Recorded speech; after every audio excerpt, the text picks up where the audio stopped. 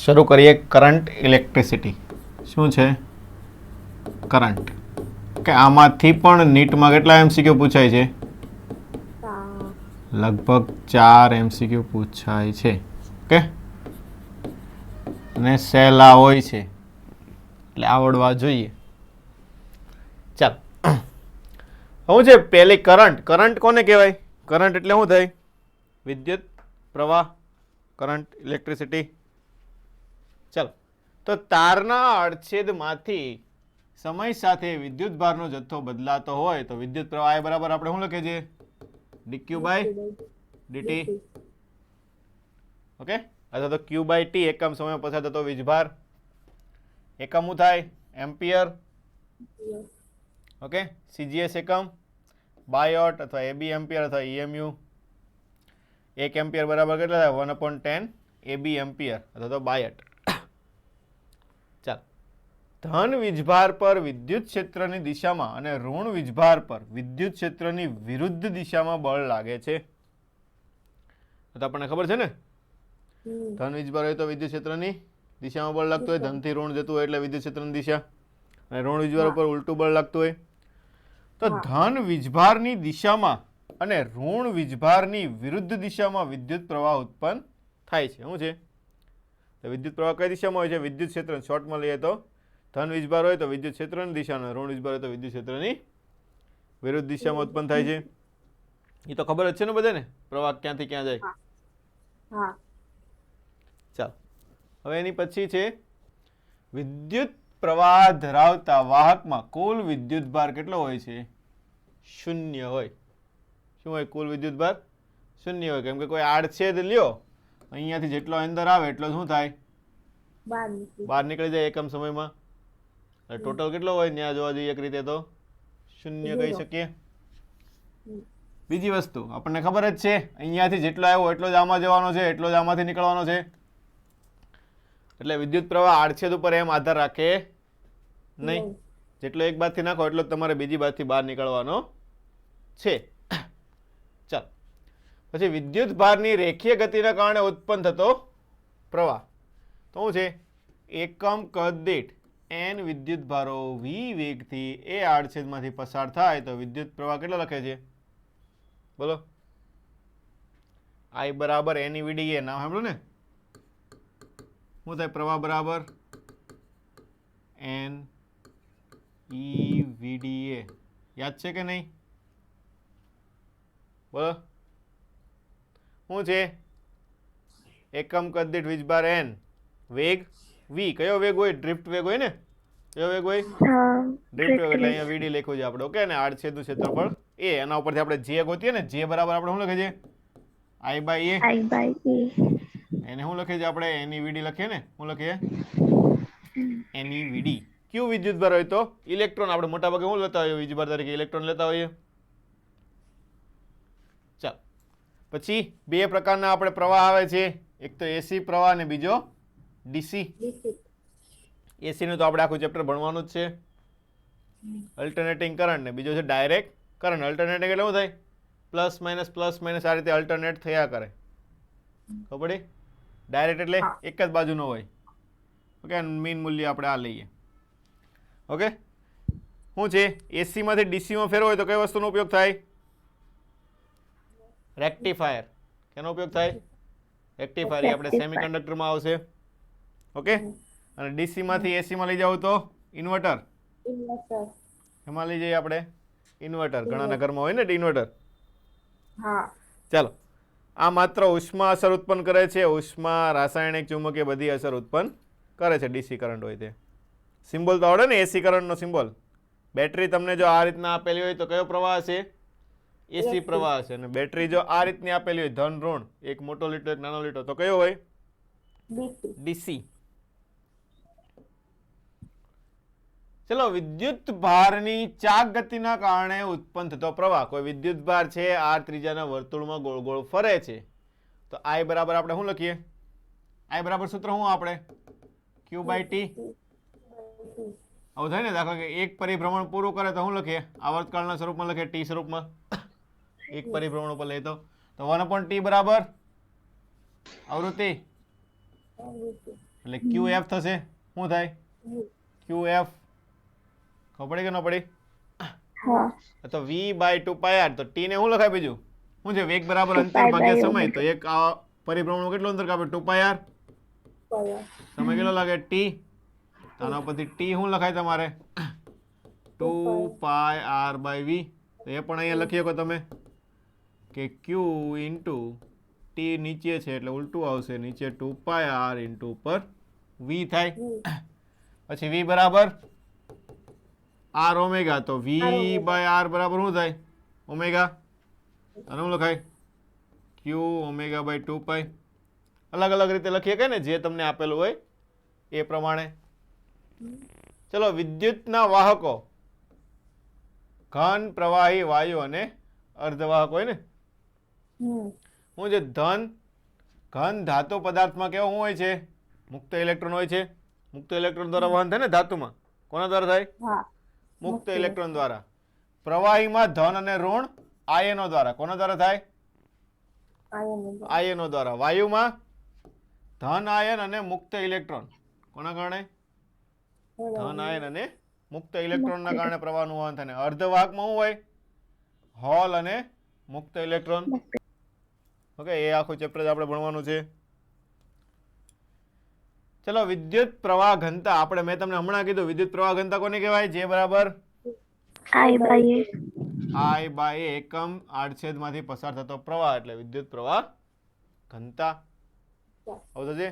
શું છે? આડછેદ ને લંબ. જો આડછેદ ને લંબ હોય તો આપણે ડાયરેક્ટ લખીએ ને I અને A. પણ ક્રોસમાં તમને કીધું દાખલા કે આડછેદ આવો હોય, ક્રોસમાં કાપેલો હોય. શું છે?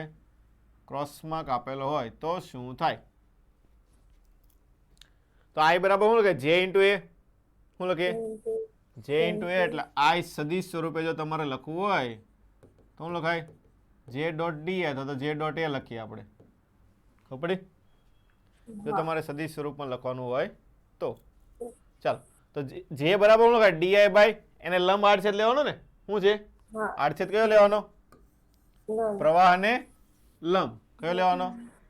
પ્રવાહ અને લંબ. તો અહીંયા તો લંબ જ છે ડાયરેક્ટ DA. પણ આવું હોય ત્યારે શું થાય? આ થીટા ખૂણો હોય તો આનો ઘટક શું થાય? આ બાજુનો ઘટક થાય ને, થીટા ખૂણો થાય. કેટલો થશે? DA cos theta. કેટલો થાય? DA cos theta. તો DI બરાબર શું લખાય? J DA cos theta. તો J ડોટ DA. તો સંકલન કરો તો આડછેદ પ્રવાહને લંબ હોય તો શું લખીએ આપણે? ડાયરેક્ટ લખીએ ને J બરાબર I/A. નો હોય તો શું લેવાનું? એ પ્રમાણે તમારે એનો ઘટક લેવો પડશે. ખબર પડી કે નહીં? ચાલ આગળ. વિદ્યુત પ્રવાહ ઘનતા સદિશ છે. શું છે? વિદ્યુત પ્રવાહ ઘનતા શું છે? સદિશ છે. હમણાં આપણે દર્શાવ્યું હતું ને J બરાબર I/A. ઓકે, તો દિશા વિદ્યુત ક્ષેત્રની દિશામાં હોય. કોની દિશામાં હોય? વિદ્યુત ક્ષેત્રની દિશામાં હોય છે. એકમ શું થાય? I અને A એટલે એમ્પિયર પ્રતિ મીટર સ્ક્વેર. પારિમાણિક A/L2 એટલે L-2 ઇન્ટુ A. I બરાબર એની VDA. તો J બરાબર આપણે લખ્યું હતું ને. શું લખ્યું હતું? I બરાબર એની VDA. તો J બરાબર I/A. શું આવશે? એની VD. શું થાય? એની VD. ઓકે, જ્યાં V શું છે? ડ્રિફ્ટ વેગ. VD શું છે? ડ્રિફ્ટ વેગ છે. શું છે? Drift velocity. ઓકે, બીજું જો વિદ્યુત ક્ષેત્રની દિશામાં હોય તો એના માટેનું સૂત્ર છે J બરાબર સિગ્મા E. શું છે? J બરાબર સિગ્મા E. E શું છે? વિદ્યુત ક્ષેત્ર. J વિદ્યુત પ્રવાહ ઘનતા. સિગ્મા શું છે? વાહકતા. શું કહેવાય? વાહકતા. બીજું તમને અવરોધકતાના સ્વરૂપમાં. તો વાહકતા અને અવરોધકતા એકબીજાના વ્યસ્ત પ્રમાણમાં હોય. તો અહીંયા બીજું શું લખાય? J બરાબર E/ρ. ρ શું થશે તમારી? અવરોધકતા. એ તો બધાને ખબર જ છે ને. ઓકે, તો બીજું જેનું સૂત્ર શું આવશે? Sigma into E. યાદ રાખવાનું છે. તો ઘણી વખત MCQ પણ આના ઉપરથી પૂછાય છે. ચાલો ડ્રિફ્ટ વેગ આપણે હમણાં વીડી કીધું ને, શું કીધું? વીડી એટલે શું હતું? ડ્રિફ્ટ વેગ. તો ડ્રિફ્ટ વેગ સૂત્ર આપણે હમણાં આવી ગયું. શું આવ્યું હતું? જે બરાબર એની વીડી, અથવા તો આખું સૂત્ર લખો તો આઈ બરાબર એની વીડી ઇન્ટુ એ, અને અહીંયા એની વીડી. તો વીડી બરાબર શું લખાય તમારે? જે બાય એની, અથવા તો આઈ બાય એન ઈ એ લખાશે. ખબર પડી કે ન પડી? સિગ્મા ના સ્વરૂપમાં લખવું હોય, સિગ્મા ઈ ના સ્વરૂપમાં, તો જે બરાબર સિગ્મા ઈ, સિગ્મા ઈ અપોન એની થશે. શું થાય? સિગ્મા ઈ અપોન એની. ઓકે, બીજું શું છે? અવરોધકતાના સ્વરૂપમાં લખ્યું છે. તો અવરોધકતા તો સિગ્મા બરાબર 1 અપોન રો, રો એની ઈ. ધ્યાન રાખવાનું ખાસ વસ્તુ, આ રો શું છે? અવરોધકતા છે, ઘનતા નથી. ધ્યાન રાખજો. શું છે? અવરોધકતા છે. પછી બીજું કોના સ્વરૂપમાં લખેલું છે? વોલ્ટેજ. તો વોલ્ટેજ બરાબર શું લખાય?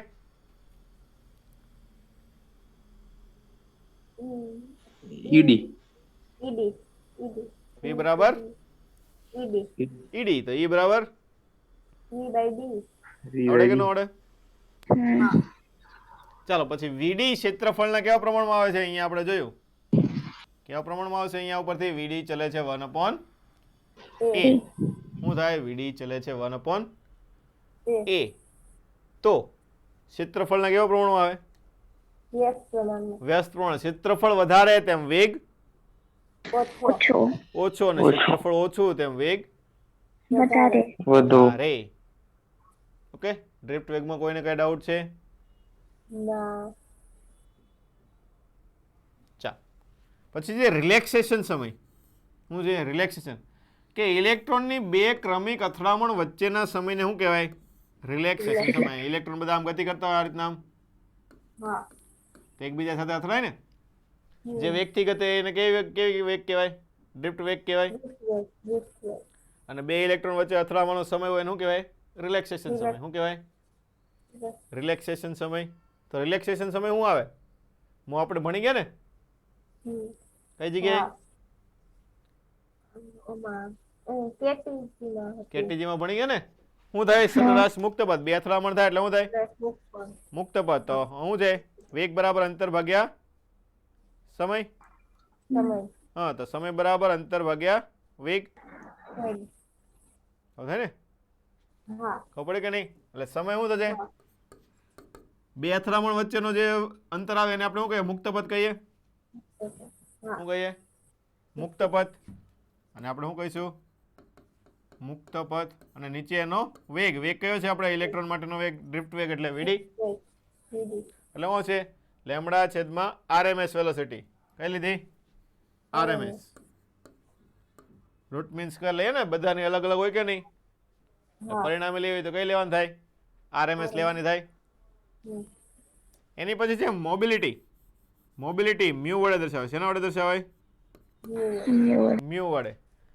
એકમ વિદ્યુત ક્ષેત્ર દીઠ પ્રાપ્ત થતો ડ્રિફ્ટ વેગ. ઓકે, એની વ્યાખ્યા યાદ રાખી લેવાની ડાયરેક્ટ. શું છે? એકમ વિદ્યુત ક્ષેત્ર દીઠ પ્રાપ્ત થતો ડ્રિફ્ટ વેગ. એટલે મોબિલિટીનું સૂત્ર શું થાય? એકમ આવે એટલે એ વસ્તુ નીચે આવશે. તો વીડી બાય શું થાય? Mobility VD by E. Okay, તો વીડી બાય ઈ થશે. એકમ ગોતતા આવડે ને? વેગનો એકમ ને ઈ નો એકમ. વેગનો એકમ મીટર પ્રતિ સેકન્ડ. શું થાય અહીંયા? મીટર પ્રતિ સેકન્ડ. અને આનો વોલ્ટ પ્રતિ મીટર. એટલે શું થશે? મીટર સ્ક્વેર પ્રતિ વોલ્ટ ઇન્ટુ સેકન્ડ. ઓકે, એમાં કઈ નવી વસ્તુ છે નહીં. ચા હવે આવે છે આપણે ઓહમનો નિયમ. આ તો બધાને સૂત્ર આવડે છે. V બરાબર IR. ઓહમિક અવરોધ R હોય તો શું થાય?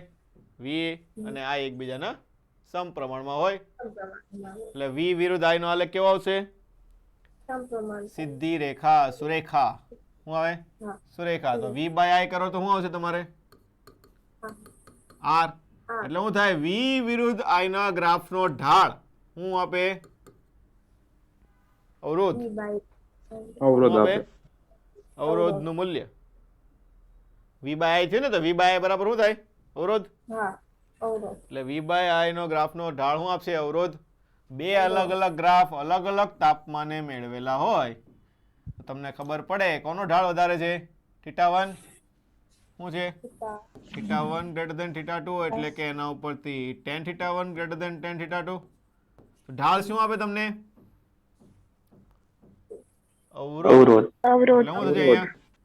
R1 ગ્રેટર ધેન R2 અહીંયા તમને આપેલું છે કે T1 ગ્રેટર ધેન શું આપેલું છે તમને? T1 ગ્રેટર ધેન T2 છે કે T2 ગ્રેટર ધેન T1 છે? T1 1 greater than T2. હા ચાલો મને આમ એમ કે તાપમાન વધારે હોય તો અવરોધ વધારે આવે કે ઓછો આવે? વધારે આવે વધારે આવે ને? કેવો આવે? હમ. વધારે. એટલે શું વધારે. હશે? T1 greater than T2. તો પડી કે નહીં? હા ચાલો અવરોધ. તારના અવરોધનું સૂત્ર. ઘણા બધા દાખલા આપણે તારના અવરોધના પૂછાતા હોય છે. તો તારનો અવરોધ શું આવે? રો એલ બાય એ. જો ઘણા બધા એમસીક્યુ પૂછાય છે તારના અવરોધમાંથી, ધ્યાન રાખવાનું, ઘણી બધી વખત કામમાં આવે છે. શું આવે? Rho L by A. Rho શું થાય? અવરોધકતા અવરોધકતા. એલ તારની લંબાઈ, એ આડછેદનું ક્ષેત્રફળ. ઓકે, તો પછી વાહકતાના સ્વરૂપમાં લખો તો 1/σ એ પણ લખાય ને? L/σ એ. હા જાઓ સૂત્ર આપણે પહેલા આવી ગયું હતું. ક્યાં આવ્યું હતું? આવા ઓમાં ઉષ્મા હીટ ટ્રાન્સફર. ટ્રાન્સફરમાં હા ખબર પડે કે નહીં? એમાં પણ અવરોધનું સૂત્ર આવું જ હતું. એમાં L/K હતું, આમાં L/σ એ આવશે.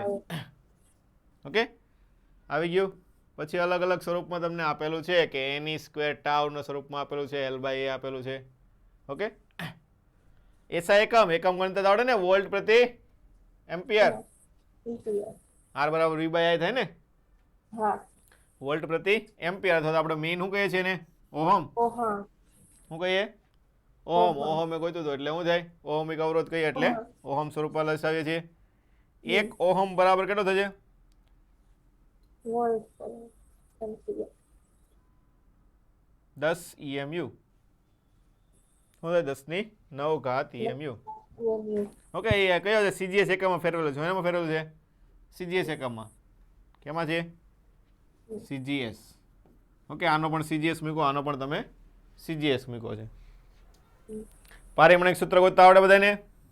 હા કઈ રીતે ગોતો તમે પારિમાણિક સૂત્ર આનું?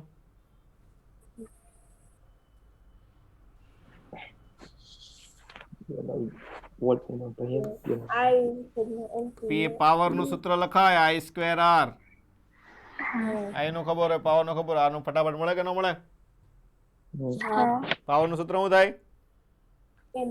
mL2T - 3 અને છેદમાં I2 એટલે A2 એટલે A - 2 ડાયરેક્ટ આવી જાય. અવરોધનો તાપમાન સાથેનો ફેરફાર. આના પણ એમસીક્યુ હોય છે. તો R બરાબર શું લખાય? R01 plus alpha delta T. શું સૂત્ર આવશે? R બરાબર R01 plus alpha delta T. R0 શું છે? 0 ડિગ્રી તાપમાને અવરોધ. RT શું છે? T તાપમાને અવરોધ. અને આલ્ફા શું છે? તાપમાનનો અવરોધકતાનો ગુણાંક. શું છે? અવરોધકતાનો તાપમાન ગુણાંક. ચાલો અહીંયા સુધી કોઈને ડાઉટ છે?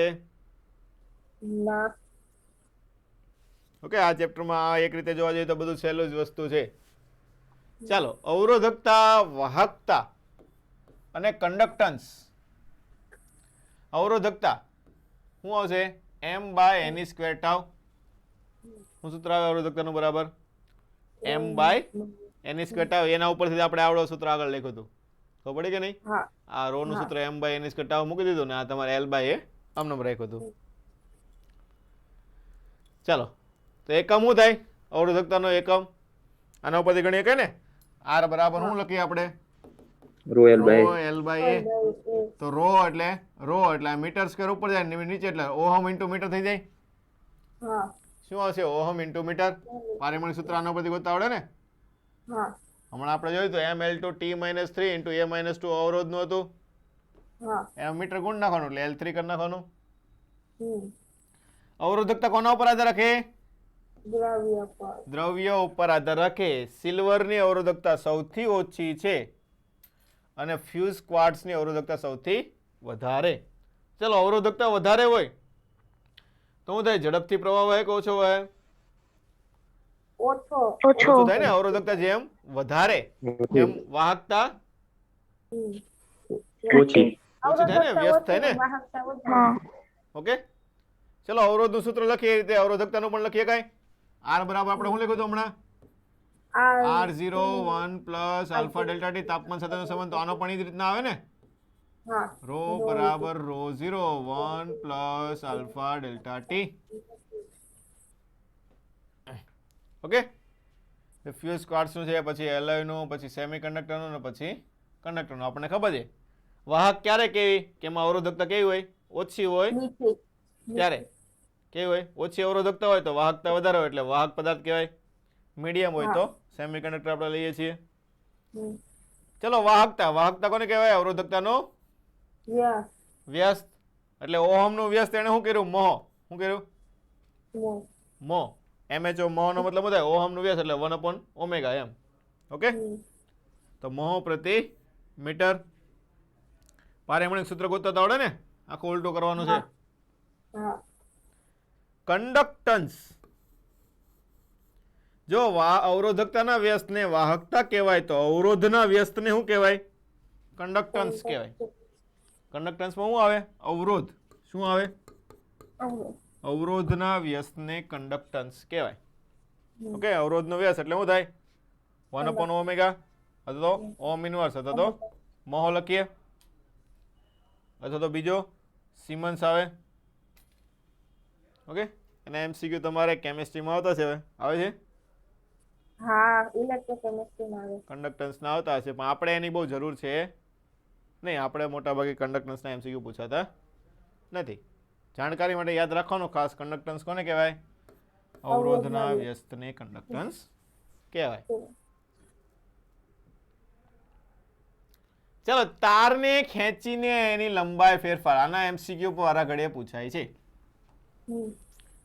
લંબાઈ ઉપર આધાર રાખો અને ક્ષેત્રફળ ઉપર, અથવા તો ક્ષેત્રફળ હોય તો એમાં ત્રિજ્યા કહેવાય તો ત્રિજ્યા ઉપર કઈ રીતે આધાર રાખે એના MCQ આપણે પૂછાતા હોય છે. ચલો તારને ખેંચે તો કઈ વસ્તુ ન બદલાય? ઘનતાના બોલ ઘનતા ઘનતા. બીજું ઘનતાની યાર આપણે શું લેવા દેવા? તારીનો જ રાખવાના છે ને ઘનતા તો. વાહકતા વાહકતા. કદ. દળ સરખું હોય કે નહીં? શું હોય? દળ સરખું એટલે ρ × V1 બરાબર ρ × V2. મતલબ શું થાય? કદ બંનેના કેવા થાય? સરખા થાય. એટલે આપણે શું લખીએ? કદ એટલે ક્ષેત્રફળ ગુણ્યા લંબાઈ. A1 L1 બરાબર A2 L2. હવે જો તમને લંબાઈનો ફેરફાર કીધો, એમ કીધું કે ખેંચીને લંબાઈ 5 ગણી કરો, 10 ગણી કરો, 4 ગણી કરો, તો લંબાઈ ઉપર આધાર રાખવાનો છે. તો કઈ વસ્તુ અચળ રહે આમાં? કદ અચળ હોય ને. શું હોય? કદ અચળ. જો પહેલી વસ્તુ શું છે? લંબાઈનો ફેરફાર થતો હોય, લંબાઈ ઉપર આધાર રાખે તો ક્ષેત્રફળ ઉપર આધાર રાખે. બે માંથી એક આપેલું હોય ને. ક્ષેત્રફળ હોય તો કાં તો એની ત્રિજ્યા આપેલી હોય કે ત્રિજ્યા એટલા ગણી થાય છે. જો આર નું સૂત્ર શું આપણે? ρ L/A. જો લંબાઈનો ફેરફાર કરવાનો હોય તો એ કાઢવો પડે. તો એના વડે ગુણાય ઉપર નીચે. L વડે ગુણ નાખો એટલે ρ બરાબર શું લખાય? ρ L² બાય A × L એટલે કદ. ρ ને VHO એટલે R ચલે છે L². આવું થઈ જાય. પણ જો તમને ક્ષેત્રફળનો ફેરફાર આપેલો હોય તો શું લખાય? ρ L/A. ક્ષેત્રફળ તમારે રાખવું છે તો L કાઢવું પડે. એ વડે ગુણ લો. A વડે ગુણ નાખાય તો શું છે? ρ V છેદમાં A². તો ક્ષેત્રફળના કેવા પ્રમાણમાં આવશે? વર્ગના વ્યસ્ત પ્રમાણમાં. ખાલી વ્યસ્ત પ્રમાણમાં નહીં. ઘણા લોકો અહીંયા જ ભૂલ કરે. લંબાઈનો ફેરફાર આપે શું કે R ચલે છે L મૂકી દે, જવાબ આવી જાય, જવાબ ખોટો પડે. અહીંયા પણ એ જ કરે કે રો એલ બાય એ છે, ક્ષેત્રફળના વ્યસ્ત ત્રણ મૂકી દે, જવાબ ખોટો આવે. તો આ ધ્યાન રાખવાનું, ખબર પડી કે નહીં? અને એમસીક્યુ આપણે પૂછાય છે. પછી ત્રીજી આપેલી હોય તો એ ચલે છે પાઈ આર સ્ક્વેર થાય ને, તાર જ આપેલો હોય ને, તારનો આડછેદ વર્તુળાકાર હોય એટલે r ની 4 ઘાત. 4 ઘાત. શું આવશે? 4 ઘાત એટલે કે r ચલે છે l સ્ક્વેર અને 1 r ની 4 ઘાત, અથવા તો r ચલે છે 1 ક્ષેત્રફળ આપેલું હોય તો a સ્ક્વેર. ચલો અહીંયા સુધી કોઈને કઈ ડાઉટ? ના. બોલો. મોટા ભાગની આમાં બધાની વસ્તુઓ ભણી ગયા, બધી આવડે જ છે એટલે આપણે ફટાફટ થોડુંક ચલાવીએ છીએ. ચલો ઇલેક્ટ્રિક દ્રવ્યનો ઉપયોગ બધે વાંચી જાઓ. ચાલો એક વખત I ચલે છે r/3/2 એ યાદ રાખવાનું. I ચલે છે. આનો એમસીક્યુ જેડબલ્યુ માં એક વખત પૂછાઈ ગયેલો છે. આઈ ચલે છે r રેસ્ટો, હું તમને હમણાં કહેવાનો જ હતો. ઓકે, હું જે આપણે પહેલેથી જોઈએ. ચાલો લાઈનમાં. લેમ્પનો ફિલામેન્ટ, ફિલામેન્ટ કેનો હોય? ટંગસ્ટનનો હોય. ટંગસ્ટન ધાતુનો બનેલો હોય છે, જેની અવરોધકતા અને ગલનબિંદુ કેવું હોય છે? વધારે. ફિલામેન્ટમાં જે ઉપયોગ કરે ગલનબિંદુ અને અવરોધકતા કેવું હોય? વધારે. ગલનબિંદુ શા માટે વધારે રાખીએ? બોલો. કારણ કે બલ્બ વધારે ગરમ થઈ જાય. બલ્બ ગરમ થાય, ગરમ થાય એટલે તાર ગરમ થાય ને, ટંગસ્ટનનો તાર ગરમ થાય, ગરમ થઈને ઓગળી જવો જોઈએ નહીં. ઓગળી જાય તો કઈ કામનું નહીં ને, એ માટે જ આપણે ટંગસ્ટન યુઝ કરીએ છીએ. ખબર પડી કે નહીં? હા. જેની અવરોધકતા વધારે, અવરોધકતા વધારે હોય એટલે શું થાય? ગરમ વધારે થાય ને. હા. ગરમ થાય એમ શું થાય? પ્રકાશ ફેલાવે. ફોક્સ જોયો બધે? ફોક્સ શું હોય? એને પેલા ચાલુ કરીને અડધી કલાક રહેવા દે, ગરમ થવા દે. ગરમ થવા દે, ગરમ જેમ વધારે થાય એમ પ્રકાશ વધારે ચાલુ થાય. ઓકે. પછી હીટર, પાણી ગરમ કરવા માટે તેનો કોલ એનો બનાવેલો છે, નાઇક્રોમ ધાતુનું બનેલી હોય છે, જેની અવરોધકતા અને ગલનબિંદુ પણ કેવો હોય છે? વધારે જ હોય છે. એમાં પણ એવું જોઈએ ને, પાણી ગરમ કરવા માટે શું છે? વધારે ગરમ થવું જોઈએ ને. એટલે વધારે ગરમ કરવા માટે શું હોવું જોઈએ? અવરોધકતા વધારે હોવી જોઈએ, તો ઝડપથી ફટાફટ ગરમ થશે. બીજી વસ્તુ શું હોવી જોઈએ? ગલનબિંદુ પણ વધારે ઓગળી જવું જોઈએ. ગરમ થાય તો ઓગળવું જોઈએ નહીં. ઓકે. પછી ફ્યુઝ વાયર, ફ્યુઝનો વાયર ઘણી વખત કે ને આપણે ફ્યુઝ ઉડી જાય, પાવર હોય તેમ કે ક્યારેક ફ્યુઝ ઉડી ગયો છે. શા માટે ફ્યુઝ શા માટે ઉડે? બોલો. સર વધારે પડતો વિદ્યુત પ્રવાહ શું છે? વધારે પડતો વિદ્યુત પ્રવાહ આવી જાય. ઓકે. જો પેલા તો ફ્યુઝ નો નાખેલો તો શું થાય? ઘરમાં લાઇટ ને ટ્યુબલાઇટ ને એવું બધું ઉડી જાય. શું થાય? ઉડી જાય. એના માટે શું કરે? ફ્યુઝ નાખે કે વધારે પડતો વિદ્યુત પ્રવાહ આવે એટલે ફ્યુઝ નો જે તાર હોય ઓગળી જાય. શું થાય? ઓગળી જાય. ઓગળી જાય એટલે અંદર પાવર આવતો બંધ થઈ જાય, એટલે એપ્લાયન્સીસ કઈ ઉડે નહીં, ખાલી એક તાર જ બદલવો પડે. ખબર પડી કે ન પડી? તો એનું ગલનબિંદુ કેવું હોવું જોઈએ? ઓછું હોવું જોઈએ ને. કેવો જોઈએ? ઓછો. ને અવરોધકતા તો વધારે જ હોવી જોઈએ, તો જ ગરમ થઈને ઓગાળશે ને. ઓકે. તો એક એનો બનેલો હોય છે ફ્યુઝનો વાયર છે, મોટા ભાગે આપણે ટીન અને લેડ નો બનેલો હોય છે, જેમાં 63% ટીન હોય છે, 37% લેડ હોય છે. ઓકે. તો ફ્યુઝનો જે પ્રવાહ છે, આ ફ્યુઝના વાયરની જે તારની ત્રિજ્યા છે તેની 3/2 ના ઘાતના સમપ્રમાણમાં હોય છે. ચાલો. અવરોધના વર્ણ સંકેત, આના પણ દાખલા પૂછાય છે, તમને બધાને ખબર જ છે, બધા યાદ રાખેલું જ છે. રાખેલું છે ને? ઓકે. શું હોય છે? કોઈ પણ તમે ઇલેક્ટ્રોનિક સર્કિટ જો, દાખલા કે પીસી, ઘરના કોઈ પીસી કેવું કંઈક હોય ઇલેક્ટ્રોનિક્સ, એને ખોલો, તેમાં આમ લટકાવેલા હોય ઉપર, ખબર? આમ કૂતાડેલા હોય, એના ઉપર અલગ અલગ શું હોય? કલર અંકિત કરેલા હોય. અલગ અલગ કલર હોય. આમ પછી આ બીજો કલર હોય, પછી કઈક ત્રીજો કલર નાખેલો હોય. આમ ટીવીમાં હોય કે લાલ કલરની ચીજ લાલમાં ધરાવવાની, પીળા કલરની પીળામાં ધરાવવાની. એ શું? ટીવીમાં પાછળ ના હોય કે લાલ કલરની ચીજમાં વાયર લાલ કલરનો ધરાવવાનો, પીળા એ વસ્તુ અલગ આવે. એ તો જે એનું જેમાં જતું એમાં જ નાખવાનું થાય ને. ઓડિયોનો વાયર તમે વિડીયોમાં ન નાખી શકો, વિડીયોનો ઓડિયોમાં ન નાખી શકો. ઓડિયો વિડીયોના વાયર હોય એમ કે તમે ઇયરફોનમાં કાંઈ જોઈ ન શકો અને શું છે સ્ક્રીન હોય એમાં કાંઈ તમે સાંભળી ન શકો એમ ખબર પડી હમ. એમ ચાલો તો શું છે પેલા 4 હોય કેટલા હોય 4 હોય ઓકે તો પેલા 2 છે એ છે દશકનો અંક છે બી શું છે એકમનો અંક એટલે એ હોય એને 10 વડે ગુણવાનું બી એકમનો અંક એટલે આમ નામ રહેશે સી શું છે ઉપર બનતી સંખ્યા સાથે ગુણાકાર કરવાનો આ જે સંખ્યા બને એની સાથે એનો શું કરવાનો ગુણાકાર કરવાનો જો નીટમાં પણ એમસીક્યુ પૂછાઈ ગયેલા છે અને ડી શું છે ટોલરન્સ લિમિટ ટોલરન્સ કોને કહેવાય ખબર છે નહીં. કોઈ પણ વસ્તુમાં તમે આમ લખો ને કે 10 ± 5 હા. આવું લખો દાખલા કે આમ લખો કે 100 ± 10 તો આનો મતલબ શું થાય ±10 માં એની ટોલરન્સ લિમિટ છે ઓકે એટલે ±10 કરો એટલે 90 થી તમારે 110 લખી શકો એટલે 90 થી 110 ની વચ્ચે હોય તો ચાલે એમ હમ. કોઈ પણ વસ્તુ તમે બનાવો તો એક્ઝેક્ટ 10 નું કઈ બને નહીં આવું થાય ને કોઈ પણ વસ્તુ એક્ઝેક્ટ તમારે જેટલા મૂલ્યનું બનાવવું હોય બને નહીં બધી વસ્તુમાં અમુક ટોલરન્સ લિમિટ હોય દાખલા કે આ છે આમ કીધું કે આની ત્રિજ્યા તમે 0.5 mm છે પણ એક્ઝેક્ટ 0.5 હોય નહીં નહીં. થોડીક વધારે ઓછી હોય કે ન હોય હા. બધામાં ટોલરન્સ લિમિટ સેટ કરેલી હોય કે એટલાથી એટલું હોય એટલી ટોલરન્સ લિમિટ હોય ત્યાં લગી ચાલે ખબર પડી દાખલા પ્લસ ઓર માઇનસ આમાં 10 લખો એટલે શું છે 90 થી 110 વચ્ચેનું મૂલ્ય થયું તો હા. આની વચ્ચેનું હોય તો હાલે આની બહાર જાય તો ટોલરન્સ ની બહાર જાય તો ન ચાલે ખબર પડી કે ન પડી એટલે આને હા. ટોલરન્સ કહેવાય એમ કે એટલું તમારું ઉપર નીચે ચાલી શકે ઓકે ચાલો પદાર્થ ધાતુ અને અર્ધધાતુ જો આ વસ્તુ ધ્યાન રાખવાનું છે અને એમસીક્યુ હોય ધાતુનો આપણે તાપમાન ગુણક જોયું છે ને અવરોધનું સૂત્ર શું જોયું તો R બરાબર R01 plus alpha delta T તો જે આલ્ફા ધાતુ માટે ધન આવે અને અર્ધ ધાતુ માટે ઋણ જો આનો એમસીક્યુ પૂછાય છે અર્ધ ધાતુ માટે આલ્ફાનું મૂલ્ય કેવું હોય છે ઋણ ગુણ. આમાં શું થાય ધન અને ઋણથી ફરક શું પડે પહેલી વસ્તુ ધન હોય તો શું થાય તાપમાન વધારો તો અવરોધ શું થાય વધે. વધશે ખબર પડી અથવા તો અવરોધકતા વધે એટલે વાહકતા શું થાય ઘટે ઘટે.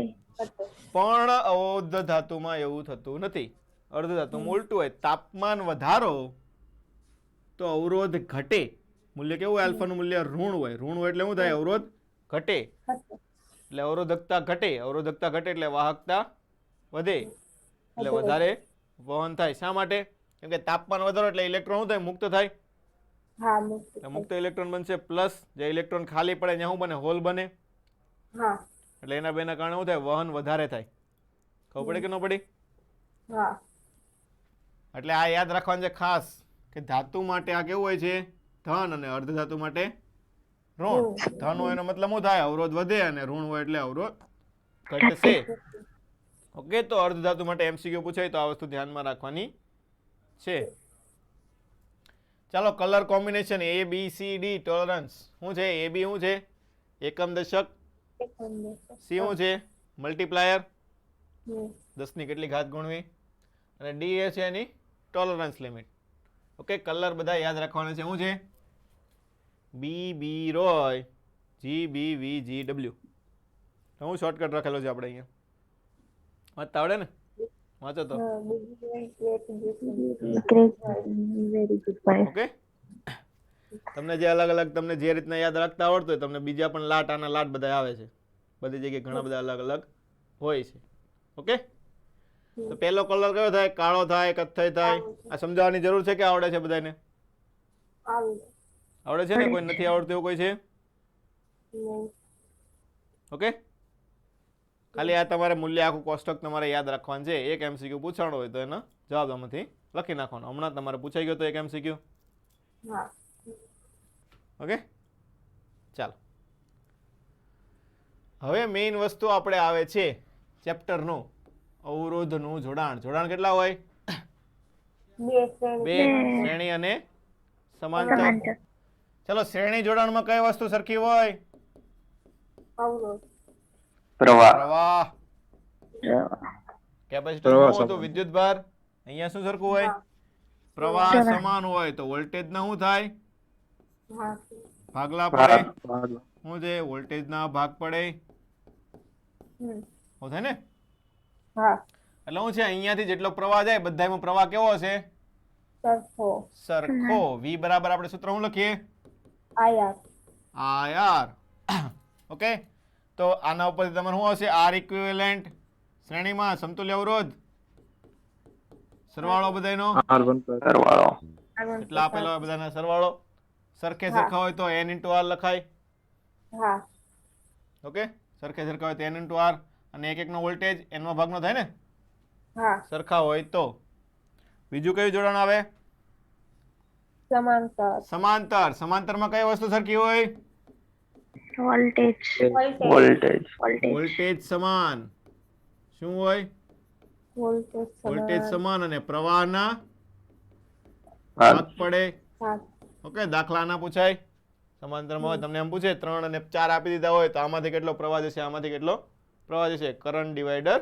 રોલ ઓકે તો અવરોધનું શું થાય 1/r ઇક્વિવેલન્ટ બરાબર 1/r1 plus 1/r2 plus 1/r3 બધાના વ્યસ્તનો સરવાળો 2 હોય તો શું લખાય R1 R1 R2 છેદમાં R1 પ્લસ R2 R2 ઘણી બધી વખત આપણે કરી ગયા છે ઘણા બધા ચેપ્ટરમાં આવી ગયેલું છે હા ચલો 2 હોય તો આવી ગયું હવે કરંટ ડિવાઈડર રૂલ શું છે આ ધ્યાન રાખવાનું છે આના એમસીક્યુ હોય છે શું છે અહીંયાથી તમારો ટોટલ પ્રવાહ આવી ગયો હમ બે અવરોધ છે એક R1 છે એક R2 છે તો એકમાંથી પ્રવાહ તમારે I1 જાય છે બીજામાંથી I2 જાય તો I1 અને I2 કઈ રીતે ગણશો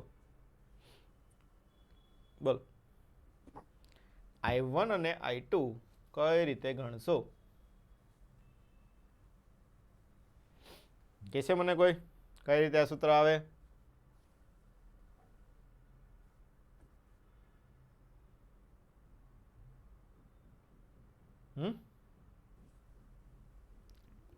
શું હોય સમાંતરમાં કઈ વસ્તુ સરખી હોય વોલ્ટેજ સમાન વોલ્ટેજ સમાન એટલે આનો વોલ્ટેજ ટોટલ વોલ્ટેજ બધો વોલ્ટેજ સમાન હોય ને તો V બરાબર IR IR કુલ પ્રવાહ I લખીએ તો I ઇક્વિવેલન્ટ લખાય હમ અહીંયા શું લખાય અહીંયા I1 લખીએ તો I1 લખીએ તો એનો અવરોધ લખવો પડશે R1 હા I કુલ R ઇક્વિવેલન્ટ શું થાય બે નો સમતુલ્ય R1 R1 R2 છેદમાં R1 પ્લસ R2 અને અહીંયા I1 into R1 તો R1 ઉડી જાય તો I1 કેટલું આવશે R2 upon R1 plus R2 into I તો શોર્ટમાં યાદ કઈ રીતે રાખવાનું I2 લખવું હોય તો આ જોતું હોય તો સામેવાળાનો અવરોધ લેવાનો એટલે કે R1 છેદમાં કુલ અવરોધ R1 plus R2 into કુલ પ્રવાહ ખબર પડી કે ન પડી હા કરંટ ડિવાઈડર રૂલ હું યાદ રાખવાનું આમાંથી પ્રવાહ જતો હોય તો સામેવાળાનો અવરોધ લેવાનો ચલો અહીંયા સુધી બધાને ખબર પડી હા ચલો n સરખા હોય તો શું થાય અવરોધ n માં ભાગનો થાય હા પ્રવાહ પણ બધા એમાં n માં ભાગનો વહેંચાશે હા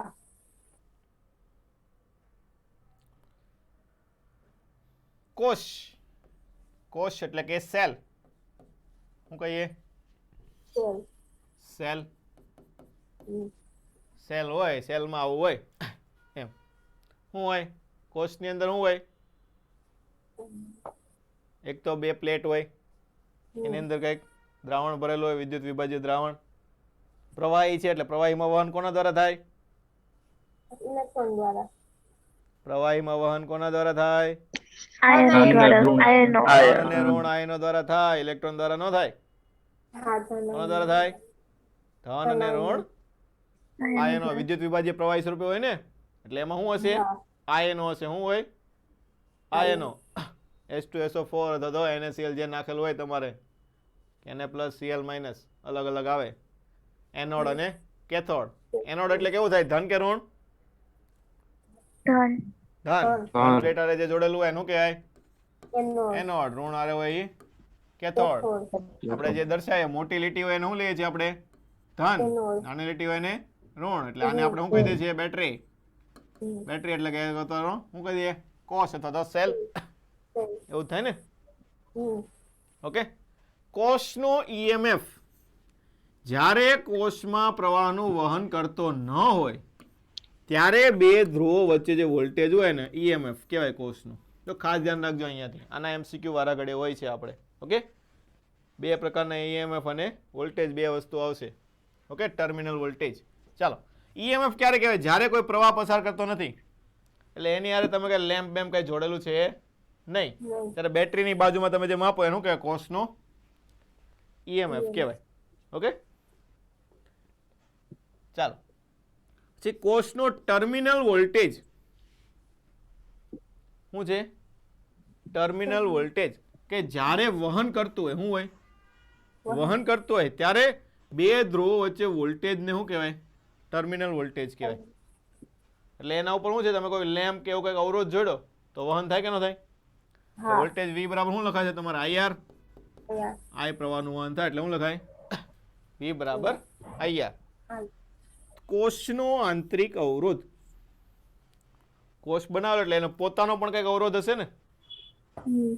અહીંયાથી આયનોને પસાર થવું હોય તો એને પણ સામે અવરોધનો સામનો કરવો પડે કે ન કરવો પડે હા. એટલે અહીંયાથી પ્રવાહ પસાર કરવા માટે પણ એનો અવરોધ લાગશે એટલે એ કોષનો પોતાનો જે અવરોધ એનું કહીએ આંતરિક અવરોધ કહેવાય.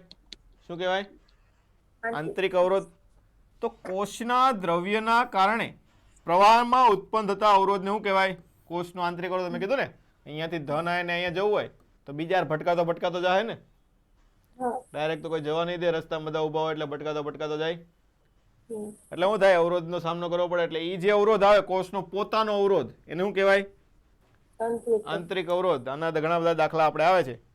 તો કોષની કાર્યક્ષમતા કેટલી હોય કાર્યક્ષમતા કેટલી હોય થીટા બરાબર output by input. Input. Output આખું આ આર આવશે input R plus capital R hmm. Okay શોર્ટમાં છે આપણે પાવર લેવાનો હોય ઓકે પણ પ્રવાહ બંને માટે સરખો હોય એટલે આર ઉપર જ આપણે આધાર રાખીએ છીએ.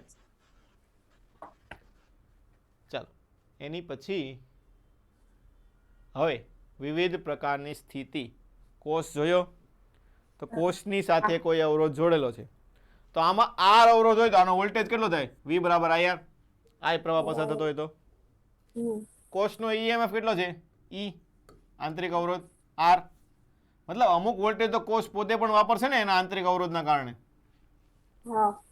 ઓકે. તો કોષ દ્વારા ઉત્પન્ન થતો પ્રવાહ કુલ પ્રવાહ કેટલો થાય ક્યુ V બરાબર IR તો I બરાબર V બાય R હા. તો V કોષનો ઈએમએફ E અને કુલ અવરોધ કેટલો આવશે હા. R પ્લસ R થાય ને આનો પોતાનો અવરોધ R હા. સ્મોલ r અને બાહ્ય અવરોધ કેપિટલ R. હા. આને આંતરિક અવરોધ કહીએ ત્યારે આને શું કહીએ આપણે બાહ્ય અવરોધ કહીએ શું કહેવાય બાહ્ય અવરોધ. બાહ્ય અવરોધ કહીએ. હવે અવરોધનો વિદ્યુત સ્થિતિમાન આ બાહ્ય અવરોધનો તો આપણે લખો V બરાબર IR. હા. હમ.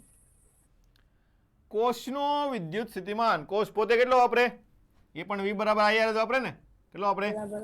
IR તો I ને કોષનો પોતાનો અવરોધ કેટલો છે સ્મોલ r. બાહ્ય. Small R. હવે આ વસ્તુ ધ્યાન રાખવાની છે કોષનો ઈએમએફ શું લખાય એક તો જે બાર વાપરે E પ્લસ અંદર વાપરીએ E ટોટલ કરીએ તો કોષનો હોય કે ન હોય હમ. ખબર પડે કે નહીં ઈએમએફ એટલે શું થાય કોષ જ્યારે બે કાંઈ જોડેલું ન હોય ત્યારે માપો ઈએમએફ કહેવાય. હવે હા. જોડો તો વપરાય કેમ એક તો આ પણ વાપરશે હમ. પ્લસ અમુક આ પણ વાપરે ને પોતે પણ વાપરશે એટલે હા. ટોટલ શું થાય E બરાબર V પ્લસ IR. આના ઉપરથી આપણે V નું સૂત્ર શું લખીએ છીએ E માઇનસ IR. શું લખે છે ઈ માઇનસ.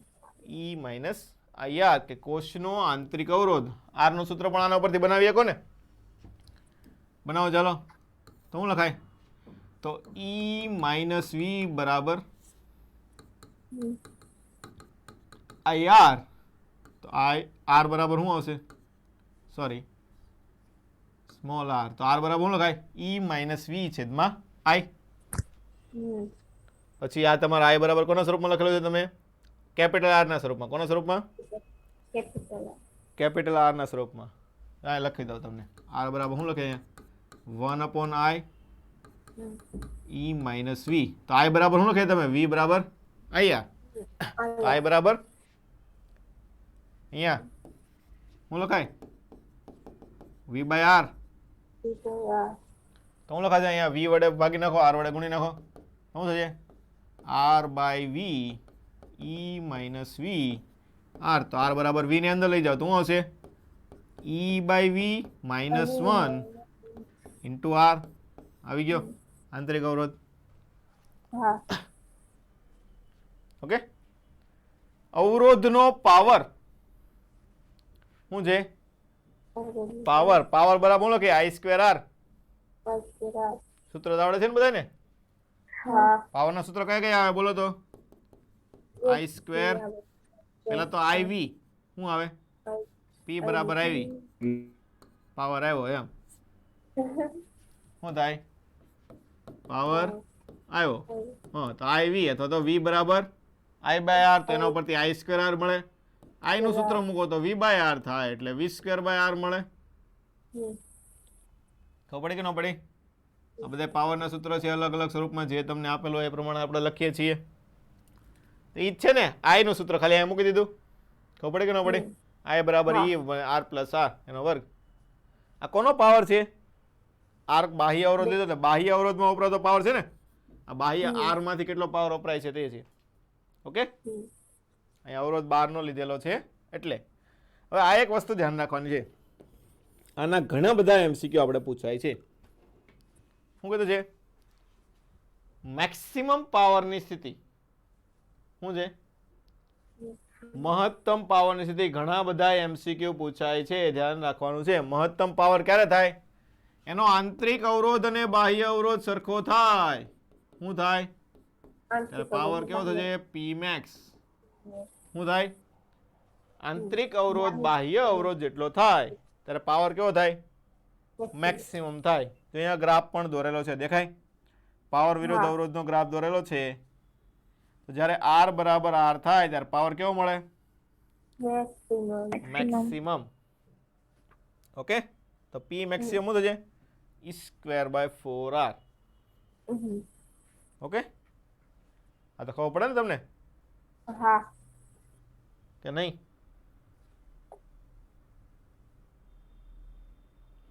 ચાલો, તો જ્યારે કોષ ચાર્જ થતો હોય, શું થતું હોય? આવું છે. અહીંયા બાહ્ય અવરોધ જોડો ત્યારે શું થાય? એમાંથી બહાર નીકળે ને પ્રવાહ. એટલે કોષ પોતે શું થતો હોય? ડિસ્ચાર્જ થતો હોય. શું થતો હોય? ડિસ્ચાર્જ. ચાર્જ થતો હોય ત્યારે શું થાય? અંદર આપણે નાખીએ ને. શું નાખીએ? અંદર નાખીએ તો આની નિશાની બદલી જશે. વી માઇનસ આઈઆર થશે ને. શું થશે? શા માટે? કેમ કે બાહ્ય વોલ્ટેજ કેવો છે? વધારે છે ને, તો જ એને ચાર્જ કરીએ કે ને. કોષ દાખલા કે 12 વોલ્ટ નો છે તો એને ચાર્જ કરવા માટે તમારે 12 વોલ્ટ કરતા મોટી બેટરી જોડવી પડે ને. 12 વોલ્ટ કરતા નાની બેટરી જોડો તો ચાર્જ થાય? ન થાય ને, ઊંધું થાય ને.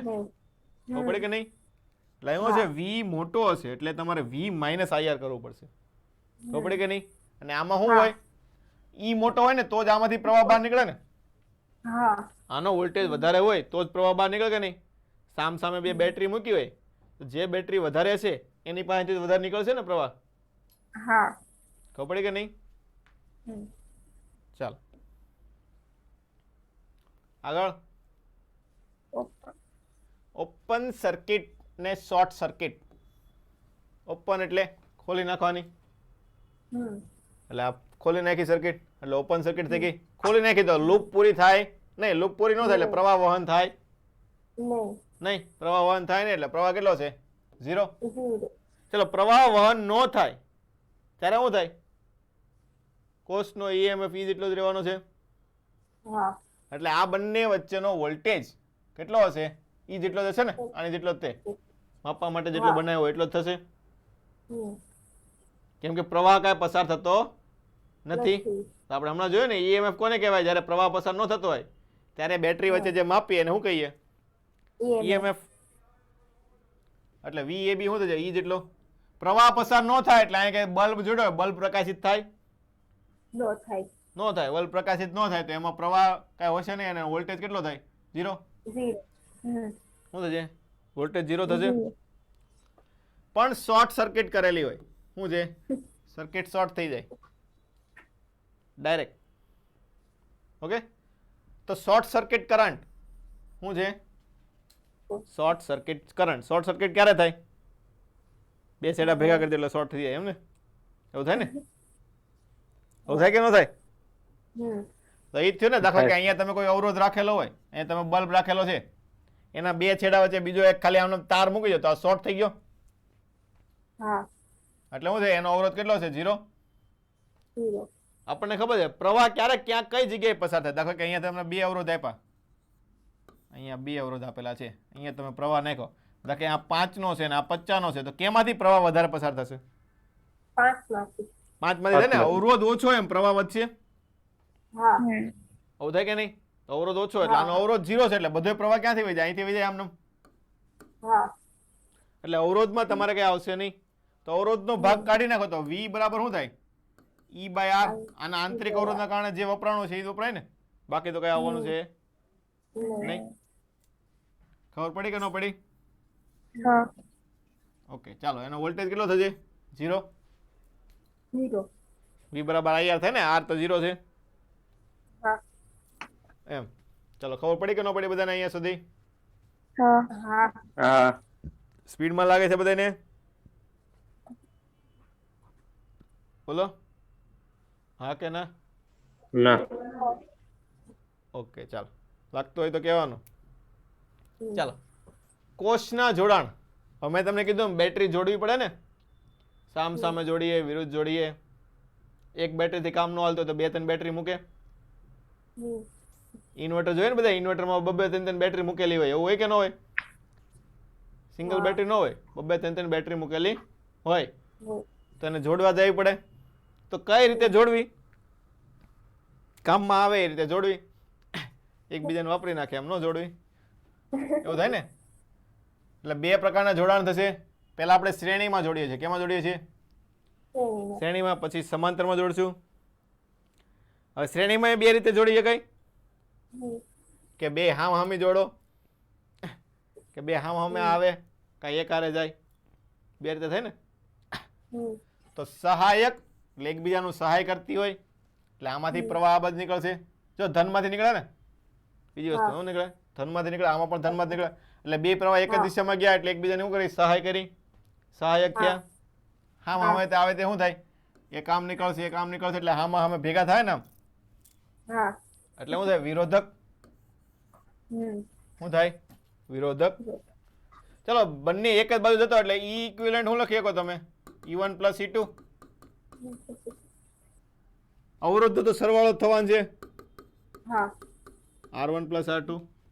સામ સામે આવતો તો એકબીજાને થોડા ઘણા કેન્સલ કરશે. એટલે શું લખાશે? E1 - E2. મોટામાંથી નાનું બાદ કરવાનું, ધ્યાન રાખવાનું. શું લખવાનું? મોટામાંથી નાનું. કેમ કે આ વધારે હોય, આ ઓછું હોય તો આમાંથી નીકળશે ને હામો. બે બાદતા હોય, આમાં જે વધારે ભારે હોય એ ભારે પડે ને. ઓકે, અવરોધનું તો શું થાય હંમેશા? સરવાળો થવાનો છે ને. અવરોધ એટલે વ્યાજ કરવાનો છે. કુલ અવરોધ જ થવાનું છે. બંને શ્રેણીમાં જોડેલા છે એટલે R1 + R2 થવાનું છે. આમાં પેલા ખબર પડી સહાયક અને વિરોધકમાં? હા. ચાલો આગળ. હવે n કોષોને સહાયકમાં જોડીએ તો બધાયનો E નો સરવાળો થાય. એટલે ઈ એટલે શું થાય? એની થાય. હરખે હરખા જોડવાના છે હો બધાય. કેવા જોડવાના છે? સરખે સરખા. તો R ઇક્વિવેલન્ટ કુલ અવરોધ R + R + R + R એટલે NR થઈ જાય. પ્રવાહ બરાબર શું લખાય? V/R. કુલ વોલ્ટેજ છેદમાં કુલ અવરોધ. કુલ વોલ્ટેજ કેટલો થશે? NE. કુલ અવરોધ, બાહ્ય અવરોધ R છે પ્લસ આંતરિક અવરોધ NR. એટલે NE/R + NR થઈ ગયું. આવી ગયું. વોલ્ટેજ V બરાબર આનો અવરોધ તો આનો વોલ્ટેજ કેટલો થાય? V બરાબર તો IR થાય ને. શું થાય? આની વચ્ચેનો વોલ્ટેજ V બરાબર IR થશે. દરેક કોષનો વોલ્ટેજ શું છે? દરેક કોષ આ બધાનો તો હું લખાય, એ તો n માં ભાગનો થાય ને, v ડેશ બરાબર v બાય n. શું થશે? v બાય n થશે. બાહ્ય અવરોધનો પાવર, તો બાહ્ય અવરોધ તો પાવર એટલે શું લખાય? I square r. જેનો બાહ્ય એક્સટર્નલ નો લેવો હોય તો એક્સટર્નલ અવરોધ લેવાનો. ખબર પડે કે નહીં? હા I તો અહીંયા આપણને મળી ગયો છે, હા એટલે એ મૂકી દેવાનું n છેદમાં r પ્લસ nr એનો વર્ગ. મહત્તમ પાવરની સ્થિતિ શું થાય? મહત્તમ પાવર, પાવર ને પાવર મેક્સ કરવો હોય તો શું સ્થિતિ લાવવાની? બાહ્ય અવરોધ કેટલો થવો જોઈએ? આંતરિક અવરોધ જેટલો થવો જોઈએ. તો બાહ્ય અવરોધ r છે અને આંતરિક કુલ અવરોધ કેટલો છે? nr. ખબર પડી કે નહીં? હા તો જેટલો બાહ્ય અવરોધ હોય એટલો આંતરિક કરો એટલે શું થાય તમારે? પાવર મેક્સિમમ થાય. પાવર મેક્સિમમ શું થશે? e square by 4r into n થશે. હા એ તો ગણતા આવડે ને હવે? હા ચાલો ચાલો પેલા શ્રેણી વાળામાં કોઈને કઈ ડાઉટ છે? શ્રેણીમાં જોડીએ એને નહીં. સમાંતરમાં ધ્યાનમાં રાખવાનું કઈ બાજુ જાય. ઓકે, ન ખબર પડે તો પ્રવાહ બહાર કાઢવાના. ચાલો સમાંતરમાં જોડવાના છે હવે બંનેને. તો બે રીતે થઈ કે આમાં પણ સહાયક કરીએ કે કાં તો એકબીજાના વિરોધ કરીએ કે. જો આ રીતે જોડાય તો અહીંયાથી આમ પ્રવાહ નીકળશે, અહીંયાથી આમ નીકળશે, એટલે બંને અહીંયા ભેગા થઈને અહીંયાથી આમ નીકળશે કે નહીં? એકબીજાને શું કરી? સહાય. સહાય કરી તો ઈ ઇક્વિવેલન્ટ ધ્યાન રાખવાનું છે. E1 લ્યો ત્યારે સામે વાળાનો અવરોધ લેવાનો. આનો આંતરિક અવરોધ દાખલા કે R2 હોય, આનો R1 હોય તો શું લેવાનું? સામે વાળાનો લેવાનો. E1 R2 E2 R1 છેદમાં R1 પ્લસ R2. ખબર પડે કે ન પડે? હા હા ઓકે ચાલ હવે વિરોધકમાં છે. કેમાં છે? વિરોધકમાં. દાખલા E1 E2 દાખલા કે આનો આ બાજુથી નીકળશે, આનો આ બાજુથી નો નીકળે ને, આનો આ બાજુથી આમ અંદર જાય ને, ઓલે બાજુથી આ બાજુથી નીકળે આમ. ઓકે, આ બાજુથી નીકળશે એટલે એકબીજાનો વિરોધ કરશે ને. અહીંયાથી આમથી આમ જાય એટલે વિરોધ કરવાનો છે. તો વિરોધમાં શું કરવાનું? ખાલી માઇનસ કરવાનું. શું કરવાનું? માઇનસ ઈ ઇક્વિવેલન્ટ બરાબર શું આવશે અહીંયા? E1 R2 minus E2 R1 છેદમાં R1 પ્લસ R2. આપણે આજે કેપેસિટન્સમાં ભણી ગયા ને જેવું જ થશે. ખબર પડી ને? એમાં હતું C1 V1 plus C2 V2 છેદમાં C1 પ્લસ C2. ઓકે, આમાં અવરોધ છે એ V ના વ્યસ્ત પ્રમાણમાં આવશે એટલે ઉલટું આવશે કે E1 લેશો તો અવરોધ કયો લેવો પડે તમારે? બીજાનો લેવો પડશે. ખબર પડી કે નહીં? ઈ જેમ આપણે તાર્યું તો એ જ રીતે તમે અહીંયા પણ તારવી શકો. ઓકે, ચલો હવે આમાં કોઈને કઈ ડાઉટ છે? ના. હવે n ને તમારે સમાંતરમાં જોડ્યા. શું છે? n ને સમાંતરમાં જોડ્યા. એક સરખે સરખા છે તો સમાંતરમાં વોલ્ટેજ કેવો હોય? સરખો એટલે ઈ ઇક્વિવેલન્ટ કેટલો છે? ઈ જેટલો થાય ને. કેટલો થાય? નો ખબર પડે તો આ સૂત્ર મૂકી દેવાનું. તો અહીંયા R R બાર કાઢી લ્યો. તો અહીંયા R એટલે E1 પ્લસ E2 બાય 2 અને E પ્લસ E એટલે 2E બાય 2 એટલે ઉડી જાય એટલે E જ આવવાનું છે. ખબર પડી કે ન પડી? એટલે E જ આવશે.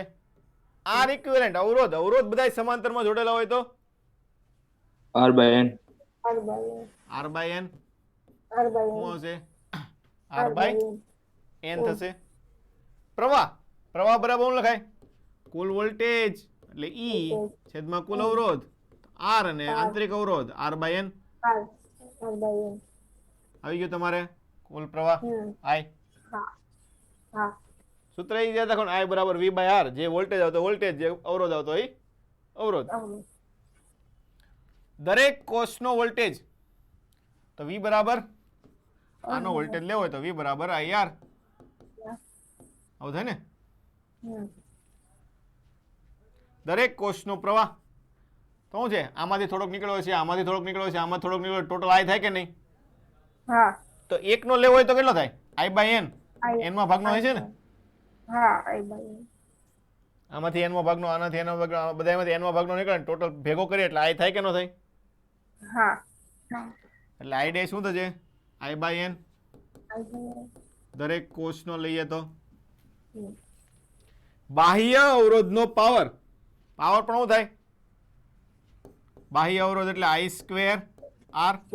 હા તો i તમને ઉપર મળી ગયો છે અને r વડે ગુણ નાખવાનું. મહત્તમ પાવરની સ્થિતિ મેક્સિમમ પાવર માટે શું હોય? આ વસ્તુ વાળા ઘડે હોય છે દાખલામાં. શું છે? બાહ્ય અવરોધ બરાબર આંતરિક અવરોધ. એટલું યાદ રાખવાનું. શું થાય? મેક્સિમમ પાવર એટલે બાહ્ય અવરોધ બરાબર આંતરિક અવરોધ. કેટલો પાવર મળે એ પણ તમને અહીંથી લખી શકો. ખબર પડી કે ન પડી? હા ચલો અહીંયા સુધી કોઈને કઈ ડાઉટ? નહીં ઘણું બધું હાલી ગયું કેમ? હા ચાલો મિશ્ર શ્રેણીમાં નાખેલા છે અને સમાંતરમાં નાખેલા છે. શું છે? શ્રેણીમાં અમુક મૂકેલા છે ને અમુક સમાંતરમાં મૂકેલા છે. ચાલો તો કઈ રીતે ગણશું? ચલો આ શ્રેણીમાં છે તો ઈ બધા ઈ છે તો આ બધાનું પરિણામ શું થાય? ઈ ડેશ એની થાય ને? બધા એક જ દિશામાં છે જો એ રીતે આનો બધાનો પણ એની આ બધાનો પણ હરખે હરખા મૂકેલા હોય તો એની થાય ને એને મૂકેલા છે બધામાં. હા ને સમાંતરમાં છે એ તો બધો એનો જ રહેશે એટલે પરિણામી ઈ ડેશ પણ કેટલો થાય તમારે? એની જેટલો થશે. કેટલો થશે? એની જેટલો થાય ને? ઈ ડેશ બરાબર એન ઈ. ચાલો આર ઇક્વિવેલન્ટ શું છે? આર ઇક્વિવેલન્ટ આમાં બે વસ્તુ છે. શું છે? એક આવું છે 1/m 1 થી m ને 1 થી n એટલે એક લાઈનમાં n શ્રેણીમાં છે. શું છે? n શ્રેણીમાં છે. એવી કેટલી લાઈનો બનાવેલી છે? m લાઈનો છે. એટલે n શું છે? એક હારમાં કેટલા કોષ જોડેલા છે તે અને m હાર છે. શું છે? હાર. કેટલી લાઈનો બનાવેલી છે? ખબર પડી કે ન પડી? m હાર છે. ચાલો તો આનો અવરોધ લેવા જાવ તો અવરોધ કેટલો થાય? r r r શ્રેણીમાં જોડેલા છે એટલે nr. શું આવશે અવરોધ? nr nr બધાનો nr nr nr nr થાય. ઈ બધાને કેમાં જોડેલા? આ nr આ nr આ nr ને સમાંતરમાં. એવી કેટલી લાઈન છે? m લાઈન છે. કેટલી લાઈન છે? m લાઈન છે. તો સમાંતરમાં જોડે તો શું થાય? m ના ભાગનો થાય ને? એટલે અહીંયા r ઇક્વિવેલન્ટ તમારું શું આવશે? એકનો nr એવા m લાઈન છે એટલે mr ભાગ્યા m. ખબર પડી કે ન પડી? હા ચાલો તો આ વસ્તુ થઈ ગઈ. હવે પ્રવાહ બરાબર શું લખીએ આપણે? કુલ વોલ્ટેજ છેદમાં કુલ અવરોધ. તો કુલ વોલ્ટેજ એટલે NE. કુલ અવરોધ એટલે બાહ્ય અવરોધ પ્લસ આંતરિક અવરોધ. આવું થાય? હા ઓકે એટલે m વડે ગુણ નાખો તો m ઉપર વહી જાય કે n m e અહીંયા mr પ્લસ nr. પણ તમારે આ રીતે જ લખવાનું, ધ્યાનમાં રાખવાનું. ખબર પડે કે નહીં? આપણે નોર્મલ જે દાખલા ગણી એ રીતે જ યાદ રાખવાનું. અવરોધ વચ્ચેનો વોલ્ટેજ તો v બરાબર ir. એ તો આપણે લખીએ છીએ વારા ઘડીએ. શું લખીએ? v બરાબર ir. દરેક કોષનો વોલ્ટેજ n માં ભાગનો થાય ને? એક એક કોષ લેવાનો એટલે શું આવશે? દરેક કોષનો વોલ્ટેજ n માં ભાગનો થાય. પ્રવાહ દરેક કોષનો n માં ભાગનો નીકળશે. કેમ કે બે વસ્તુ થાય. સમાંતરમાં શું છે? વોલ્ટેજ સરખો આવશે ને શ્રેણીમાં પ્રવાહ સરખો આવશે. એટલે એકમાં ભાગલા પડશે ને ગમે એકમાં. કે વોલ્ટેજ ના લીધે પડશે કાં તો પ્રવાહને લીધે પડશે. મહત્તમ પાવરની સ્થિતિ p max માટે બાહ્ય અવરોધ બરાબર આંતરિક અવરોધ એટલે nr છેદમાં m હાર છે એટલે nr ભાગ્યા m. Power maximum mn into e square by 4r. કુલ કોષની સંખ્યા કેટલી થાય? m into n. એક લાઈનમાં 10 જોડેલા છે એવી 5 લાઈન બનાવેલી હોય તો કોષ ટોટલ કેટલા હોય? 50. 50 હોય ને? 5 ગુણ્યા 10 કરીએ ને? હા ખબર પડી કે ન પડી? હા જો આના ઉપરથી પણ નીટમાં એક MCQ પૂછાઈ ગયેલો છે આપણે લાટ બધી લાઈન જોડેલી હતી એવું. જીમાં પૂછાય. હમ જીમાં પૂછાય. જીમાં એક વેલ વાળો હતો ઈલ વાળો. જી 2017. આપણો પેમ્પલેટમાં પણ દાખલો છે. હા ચાલો હવે પછી કિર્ચોફનો નિયમ. કાલે કરાવજો ઘણું બધું હાલી ગયું છે. કાલે કરાવજો ચાલો તો કિર્ચોફનો નિયમ આપણે કાલે રાખીએ. કાલે